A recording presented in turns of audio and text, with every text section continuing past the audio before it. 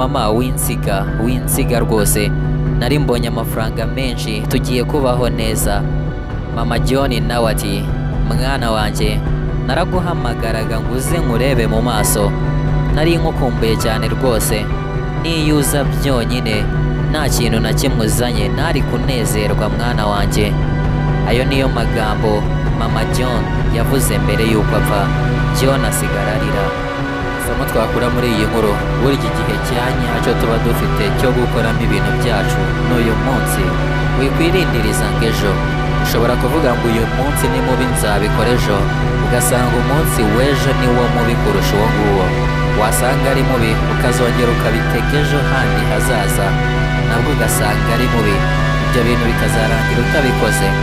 Niba utekereje gusura umuntu, musure none.